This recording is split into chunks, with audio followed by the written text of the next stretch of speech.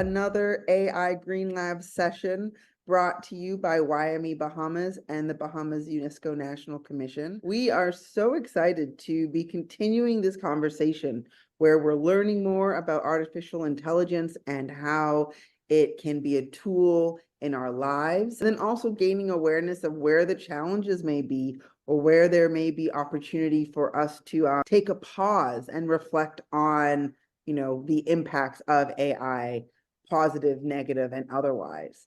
And I know I've been deep in reflection these past few weeks, and especially today, just thinking about how I think artificial intelligence is really going to be just transforming how we learn, transforming how we operate in the world. So I'm really excited to dive into tonight's conversation.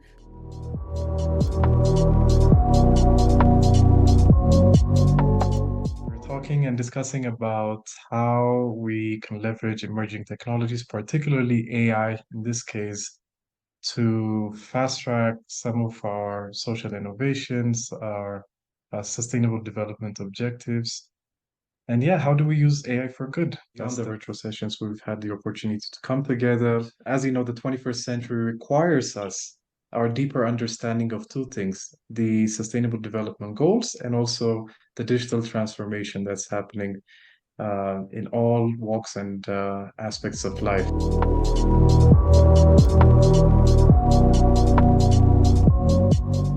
It's always a pleasure to talk about technology and the ins and outs, the goods and bads about technology and what the future might hold and how we can actually leverage technology to make our lives better. And it's my pleasure to be here. So this is we call it the DIKW model because it stands for the data, information, knowledge, and wisdom. And this is how anything gets learned by any intelligent creature. Okay. So the first thing, by far the most important thing, is data, meaning we need to have a way of collecting data. Now, when we talk about sustainability, for example, how would AI be used in climate crisis? One of the biggest beauty of AI is that they can do prediction. So there is accumulation of generalized learning, meaning you go around your environment and you collect as much information as possible.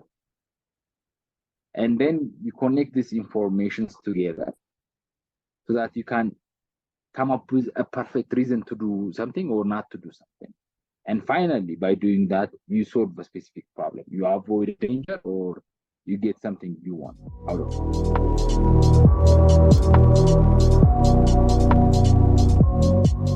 Whether we like it or not, we're kind of being forced to actually use some of this technology, and it's growing. And some of it we like a lot, like for the advances that are happening in health with disease recognition or being able to recognize tumor or to do surgeries, all of these things that help to extend our lives and produce a lot of benefit. We need to understand what data are we trying to make? How do we make sense of our natural environment around us? But the reality is that we are pretty behind in parts of Africa and the Caribbean, Latin America. In terms of what we could use for our region specifically, I think it's important for us to realize that we could use this in emergency response, water safety detection, agriculture sector has already been mentioned, health.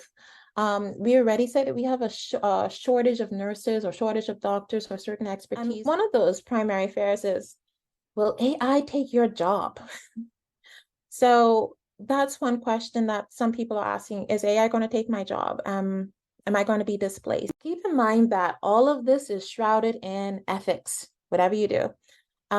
And we don't realize that when it comes to machine learning and AI, it's garbage in, garbage out. You need to be able to understand how to look at data, how to consider your outliers, how to do some basic statistics. So I think if people really were to embrace AI, but I think it would have to be coupled with critical thinking, because artificial intelligence in the absence of critical thinking, I think is hugely dangerous, because you're just taking it blindly, whatever the machine generates.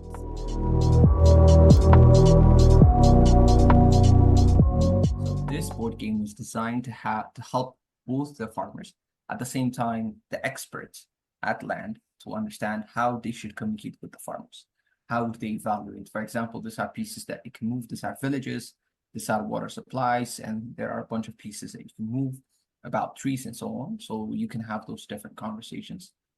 We went through like very rural area with a bunch of farmers that had like 11, 15 ants. This is a board game this is a digital game that was made for Tibet teachers so that we can experiment and talk about taboo issues in a subtle way and that they could understand what is sexual violence, what is understanding it from a woman's perspective. How would you understand it? And how would someone feel uncomfortable in a scenario from a first person perspective? And a bunch of watershed simulations so that we can visualize kind of things happen in the land and so on and so on. That's what we call leapfrogging. Yes, we might be lagging, but if we don't start the conversation today, and if we don't start like having our youngsters come and join these endeavors today, then after 30 years, we're still going to have the same conversation. So I'm very optimistic when it comes to this kind of